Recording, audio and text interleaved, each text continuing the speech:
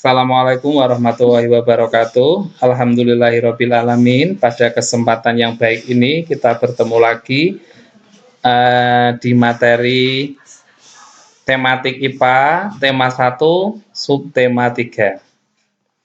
Langsung saja kita ke materi. Yang pertama, pelestarian hewan dan tumbuhan. A. Jenis hewan dan tumbuhan yang terancam kepunahan. Indonesia memiliki sumber daya alam hayati yang sangat melimpah, sekitar 30% dari jenis hewan dan tumbuhan yang ada di bumi berada di Indonesia. Berikut contoh hewan dan tumbuhan yang tergolong langka. A. Burung cendrawasih. Burung cendrawasih hanya ditemukan di Papua. Bulu burung cendrawasih sangat indah sehingga dijuluki burung surga.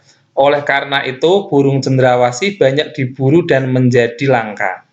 Ini contoh gambar burung cendrawasih yang biasanya ditemukan di Papua ya. Yang kedua, badak bercula satu. Badak bercula satu hidup di ujung kulon Banten. Sesuai dengan namanya, badak ini memiliki satu cula di atas hidungnya. Populasi badak bercula satu semakin menurun karena banyaknya perburuan liar. Biasanya para pemburu mengambil cula badak untuk dijadikan bahan obat. Ini badak bercula satu yang biasa ditemukan di ujung kulon Banten. Orang-utan. Orang-utan adalah spesies yang terancam punah karena jumlahnya di alam bebas semakin berkurang. Berkurangnya jumlah orangutan disebabkan perburuan liar dan kerusakan habitat akibat pembukaan lahan hutan dan permukiman dan perkebunan. Ini contoh gambar orangutan. Kita lanjut. C. Komodo. Komodo adalah kadal terbesar di dunia sehingga sering disebut kadal raksasa. Komodo hanya hidup di Pulau Komodo, Nusa Tenggara Timur.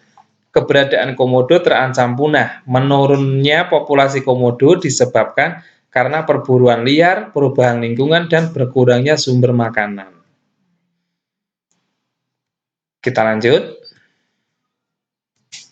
Nah, harimau Sumatera merupakan jenis harimau terakhir yang masih hidup di Indonesia. Harimau Sumatera terus diburu karena meningkatnya permintaan bagian tubuhnya. Kulit harimau banyak dimanfaatkan untuk berbagai keperluan seperti tas, sepatu, ataupun bahan pakaian. Harimau Sumatera akan punah jika terus diburu.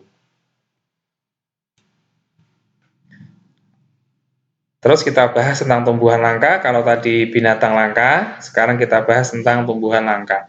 Seperti halnya hewan, tumbuhan juga dapat menjadi langka dan mendekati kepunahan apabila jumlahnya di alam bebas semakin sedikit. Berikut contoh tumbuhan langka di Indonesia. Yang pertama, Rafflesia arnoldi.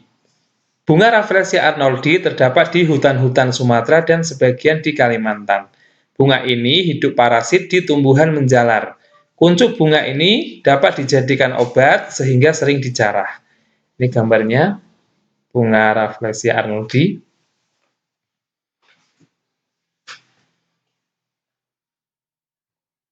Yang kedua, Amorphophallus titanium. Merupakan tumbuhan dengan bunga terbesar di dunia. Bunganya mengeluarkan bau seperti bangkai sehingga dinamakan bunga bangkai. Bunga ini termasuk langka dan dilindungi pemerintah. Tempat hidupnya secara alami di Sumatera. Itu gambarnya. Kantong semar. Tumbuhan kantong semar jarang ditemukan. Tumbuhan ini tumbuh di daerah yang kekurangan unsur nitrogen. Hutan di Tangkuban Perahu, Jawa Barat merupakan salah satu tempat hidup kantong semar. Manusia sering mengambil kantong semar secara langsung dari hutan untuk diperjualbelikan. Seperti itu gambarnya. Kita lanjut. Cendana. Tumbuhan cendana banyak ditemukan di Nusa Tenggara Timur. Tumbuhan ini digunakan sebagai pengharum. Keberadaannya kini langka dan harganya mahal. Pohon cendana. E. Aquilaria merupakan tumbuhan penghasil kayu gaharu. Gaharu memiliki kandungan kadar damar yang wangi sehingga dijuluki emas beraroma dari hutan. Tempat hidupnya di hutan pedalaman Kalimantan. Harga jual tumbuhan ini mahal sehingga banyak diburu orang. Keberadaannya sekarang sangat mengkhawatirkan dan terancam punah. Terus, upaya pelestarian hewan dan tumbuhan. Nah, upaya pelestarian hewan dan tumbuhan dapat dilakukan melalui dua cara ya. Yang pertama, pelestarian in situ, dan yang kedua, pelestarian ex situ. Kita bahas, pelestarian in situ adalah pelestarian yang dilakukan pada tempat asli hewan atau tumbuhan tersebut berada. Contoh pelestarian in situ adalah Suaka Marga Satwa, hutan lindung, dan taman nasional. Suaka Marga Satwa merupakan kawasan yang melindungi hewan, hutan lindung merupakan kawasan yang bertujuan untuk melindungi tumbuhan, adapun taman nasional merupakan kawasan yang melindungi hewan dan tumbuhan. Yang kedua, pelestarian ex situ adalah pelestarian yang dilakukan di luar tempat tinggal aslinya. Hal itu dilakukan karena hewan dan tumbuhan kehilangan tempat tinggal aslinya.